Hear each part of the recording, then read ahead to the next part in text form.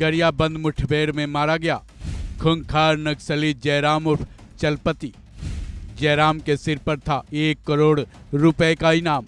छत्तीसगढ़ के गरियाबंद में जवान नक्सलियों पर ऐसा काल बने कि नक्सलियों के जान के लाले पड़ गए। मारे गए इन नक्सलियों में वो खूंखार नक्सली भी था जिसकी तूती ऐसी बोलती थी कि सब उससे थर थर कांपते थे।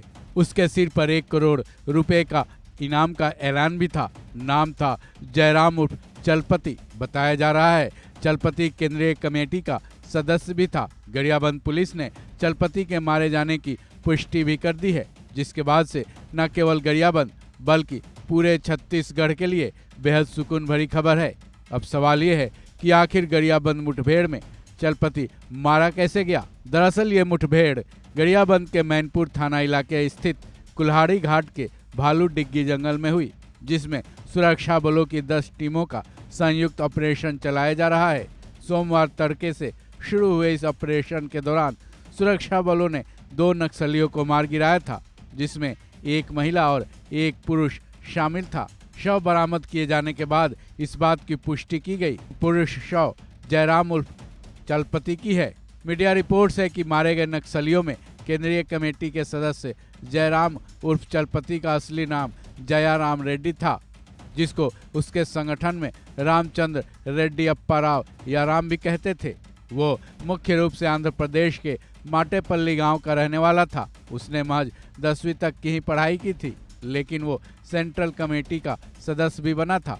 चलपति की उम्र 60 साल थी, लेकिन वो हमेशा ही आधुनिक हथियारों से लैस रहता था। वो बस्तर के दुर्गम जंगलों में सक्रिय था। इतना ही नहीं, उसकी सुरक्षा में हमेशा 8 से 10 गार्ड तैनात रहते थे।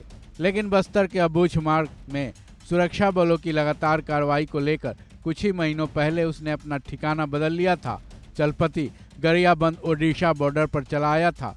नक्सलियों ने उसकी सुरक्षा के मद्देनजर ये कदम उठाया था। चलपति संगठन का फ्रंट लीडर, रणनीतियों को तय करने और उसके संचालन में अहम भूमिका निभाता था। जयराम उर्फ चलपति की लीडरशिप में नक्सलियों ने कई बड़े हमलों को अंजाम दिया था। नक्सली जयराम की गिनती देश के बेहद ही खूंखार नक्सली कमांडरों में होती थी। उसने कई बार सुरक्षा बलों पर हमले करवाए थे। छत्तीसगढ़ के अलावा नक्सली जयराम ओडिशा में भी बेहद सक्रिय था। इन दोनों राज्यों की पुलिस को इसकी तलाश भी थी। पुलिस के मुताबिक वो कई बड़े हमलों का मास्टरमाइंड भी रहा था।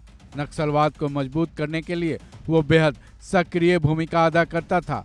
नक्सलियों की भर्ती भी उसने बड़े पैमाने पर करवाई थी। कुल मिलाकर जयराम का मारा जाना न केवल ओडिशा और छत्तीसगढ़ सरकारों के लिए खुशी की बात है, नक्सलवाद पर एक बड़े चोट के समान है, क्योंकि उसके जैसा खूंखार नक्सली मिलना नक्सलियों के लिए आसान नहीं होगा।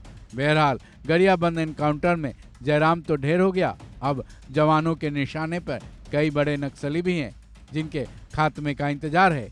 इस खबर में बस इतना ही। बाकी अपडेट्स के लिए जुड़े रहें वन इंडिया हिंदी के साथ।